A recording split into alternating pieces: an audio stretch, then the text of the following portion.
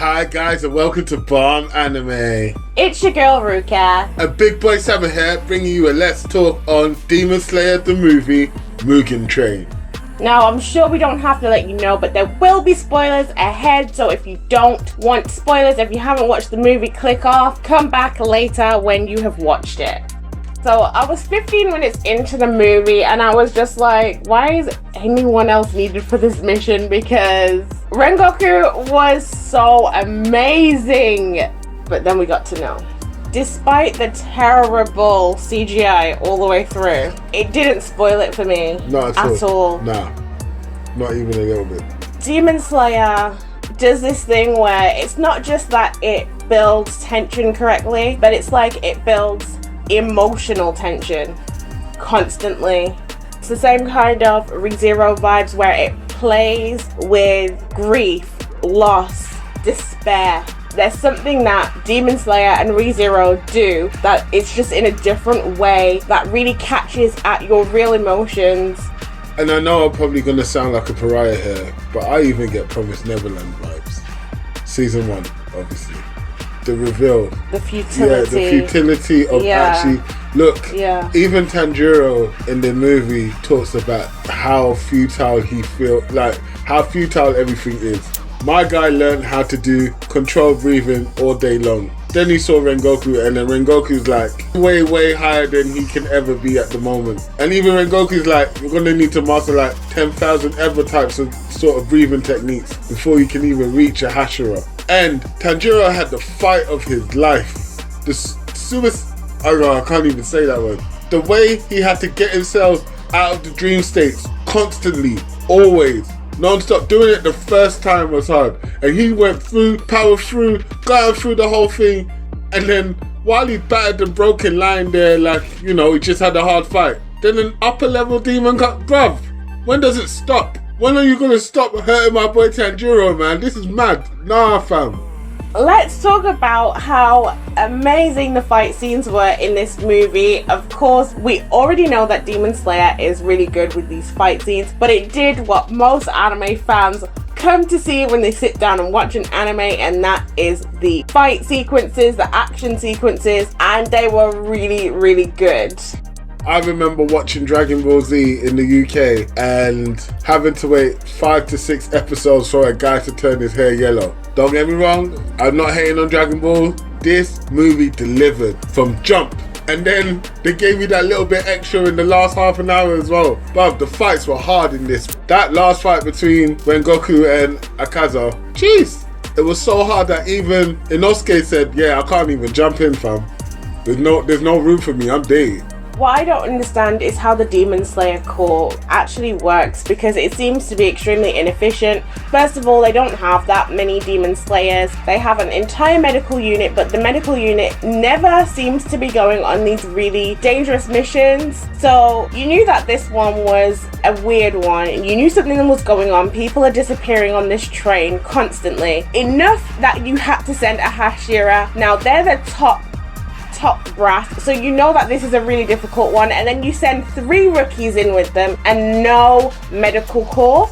Seriously, I don't get it, and they seem to be doing this often. I know that they're stretched thin, and so that's why they're having to throw the rookies in, but what's the point in throwing rookies into these extreme dangerous situations? They seem to be throwing them into really difficult situations when they haven't got the training. It's obvious that you're going to have more people dying on the job. Also, when the crow at the end was running around telling the other Hashira that their comrade is gone, there were a few people that weren't on missions. There was at least 3 Hashira not doing anything. They weren't on mission.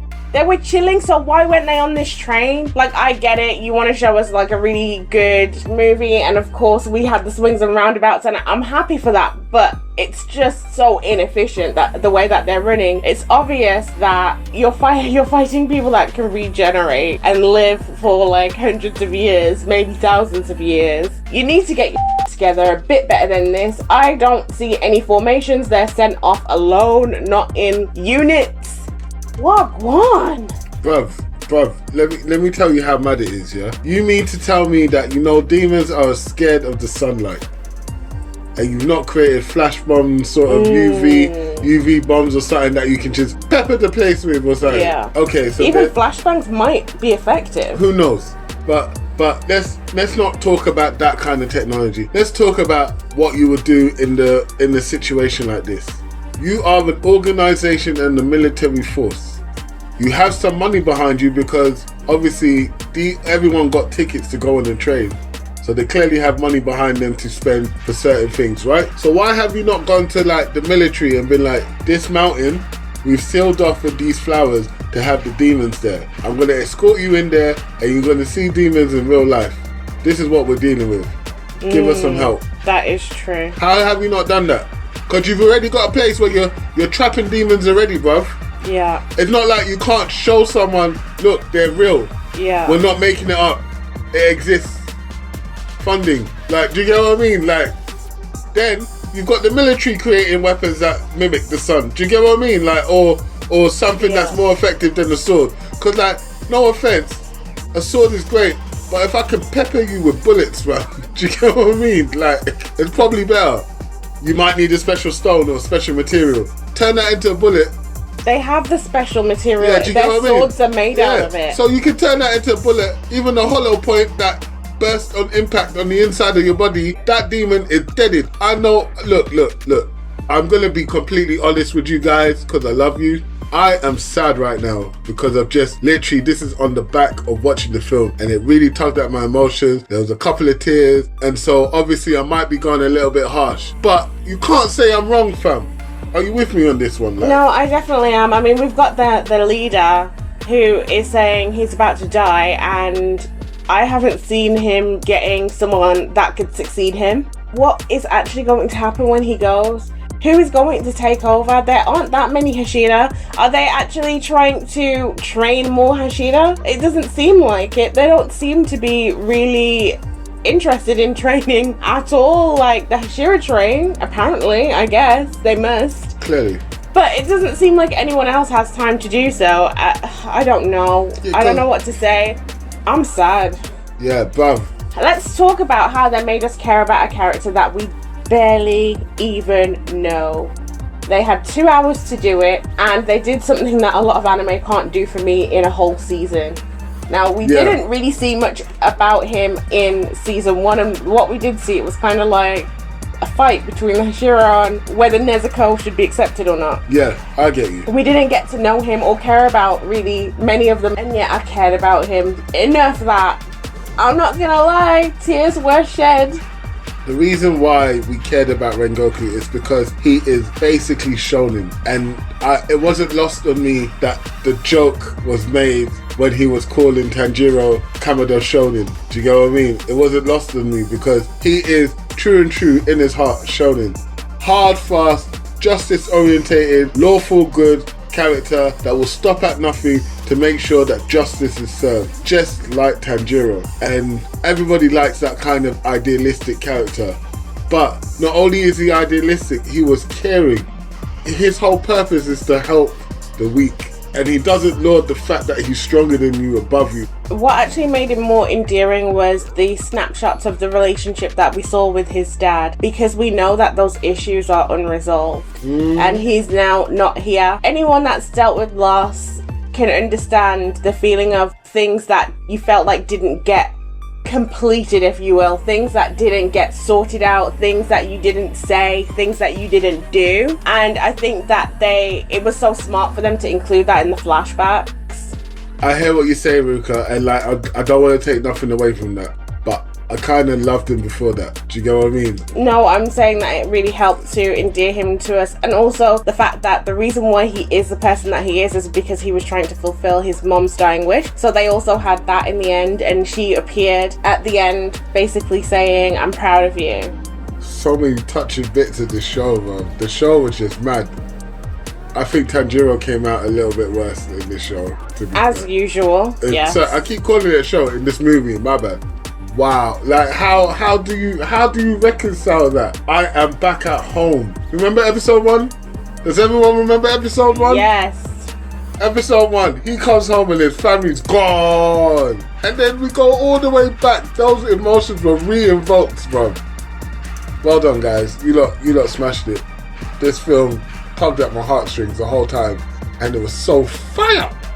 Tanjiro went through a lot again in this movie, having to kill himself to wake himself up, having to leave behind his family. And not only did he have to leave behind his family, but they were begging him not to leave them. And then on top of that, when Enmu got pissed off enough, he started making his family say the worst things to him, like, how could you let us die? How are you the only one that could survive? Like, it was just, even though he knew his family wouldn't say that, he still now has those memories that his family said that to him. Regardless, I mean, of course his family would never say that to him, but now it's there, it's in his head now, like, God.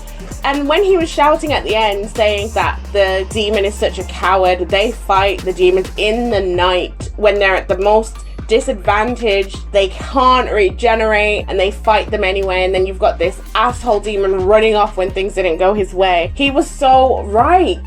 Like, that is so cowardly to run away at the end, running around talking about who's weak and who's not weak, and yet here you are running with your tail between your legs. Bro, you little coward. Tanjiro had to constantly hear those things, and like what Ruka was saying, it's like, it's your perception and your reality. Like Ruka said, those memories are there now forever. And I know Rengoku feels that these guys are going to be Hashira, and I hope they do get it, but we watched the training arc. We know which one of those three is more likely to be a Hashira, and we've seen this fight, and we know which one of those three really proved up and stepped up.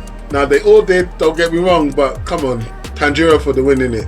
Tanjiro for Hashira seat, Tanjiro for leader seat, just Tanjiro all the way, because my guy's been through too much. Somebody give him a break. I really want to move on to how I ended up feeling for Enmu, even though he was the bad guy, and his reasoning for why he was doing this was kind of trash. But I still felt bad for him that he didn't get what he wanted out of life. I know how that sounds really weird because he's the bad guy, but I still felt like I felt bad for him when he died. I won't say I felt bad for him when he died, but I did sympathize and empathize with his plight, even though to me and to you obviously the reasoning wasn't quite what it should have been. It was trash. But what I'm saying is, okay, look. But it was pure. Yeah, he was honest. He wasn't trying to be, righteous. Because, like, let's be honest, sometimes people go, ooh, I want to be an X, or I want to be a Y, or I want to be an A, or B, or C. But really and truly, what they really want to do is sit at home all day and let money come in and be rich enough to buy the latest games and play PlayStation and watch anime. I'm not going to lie, that's honestly what I would love to do. But he worked hard, Enmu did, He went in. As soon as he was given the break, his plan was amazing. What bad guy do you know whose plan is this cautious and this great? Yeah. I'm sorry. My guy went hard. He went to work and he really put it down. He even made sure that he had subordinates that he could throw away at a moment's notice in order to make sure that he wasn't tagged too hard. And he was diligent. He came in. He did a great job. Just not good enough. Not just that, but he wasn't one of those bad guys that's like, how dare you touch my beautiful face? You know how you have those stupid ass bad guys that just think they're so much better than you? No, he didn't think that. Even though he had such a power up, he still was thinking everything through. He made sure that his main body was the train. He hid his organs. Like, he did everything right as a bad guy. Yeah, I mean, like, plot armor, really. Like, because you put him in any other situation, the good guys are losing. Yeah. Because not only did he take the time necessary in order to make sure that his head was completely secure, he even created a trap where if you come next to it, you're going to sleep. Yeah. Bruv, like, come on. If it wasn't for Nezuko, they would have lost. If it wasn't for Inosuke, they would have lost. No, Nezuko. Inosuke. Nezuko. Kamado would have come out of the dream already. They didn't come out of the dream, no. None of them came out of the dream. Sorry, Tanjiro would have come out of the dream regardless. It would have taken him much longer. Maybe 10 minutes. It doesn't matter. Time is money. Time is life. Come on, he was expecting that someone could potentially come out of the dream, but he wasn't expecting it to be that soon. He had plans on plans, he had contingencies. That's why he merged with the train, because he knew that it was going to be a possibility that they were going to wake up. If I was Enmu, I would have killed the 200 people as soon as I could have. As soon as they went to sleep, that's the first thing I do before I try and merge with the train. But hindsight is 2020, I guess. When he put them to sleep, he should have had them fighting him. That's what I would have done. The dream would have been you fighting me, but it wasn't going to be going like that in reality. Dead. That's what he should have done. Because when I was watching it, I was thinking, why is he spending his time doing this? Why isn't he making them think that they're fighting when they're not, and then just sneak behind and kill them? There's multiple missteps, but that was a big one. Bruv, when he was putting Tanjiro to sleep constantly, he could have done that there too. He almost even tagged him at the end, remember?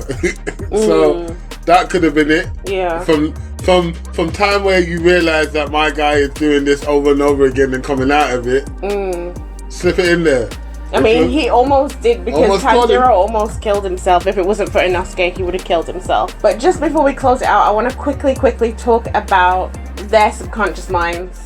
I mean, I don't want to so much talk about what was going on in them, because, to be honest, both Inosuke and Zenitsu's minds were a bit, I don't know, it was a bit suspect what was going on in both of their minds. You had Inosuke thinking he was some kind of overlord with and his friends are his minions, and then you've got Zenitsu like, well, let's not talk about him. No, let's do it. Let's talk about Zenitsu. Bruv, it's not a secret, I hate Zenitsu, and I've hated him. Look, I hate Zenitsu from the moment he came on the screen. I hated him. Bruv, how are you subconsciously dreaming about taking your boy's sister and carrying her around and doing all sorts? At least it was vanilla. It's vanilla because it's a film that needed to go through like certifications. No, come on. Bruv. Zenitsu, like, you guys, bruv, he needs to come off, bruv. Yeah, he's obsessed. He's kind of gross, but it was gross. It's gross.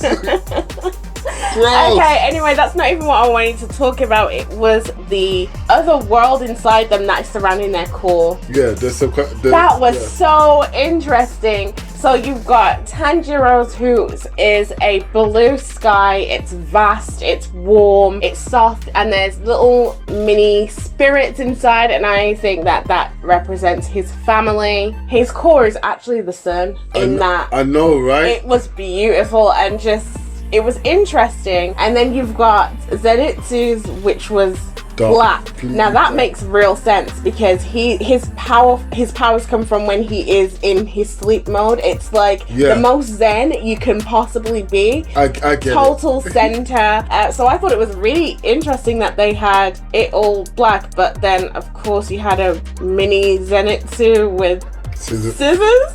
Shears? I don't know, bro.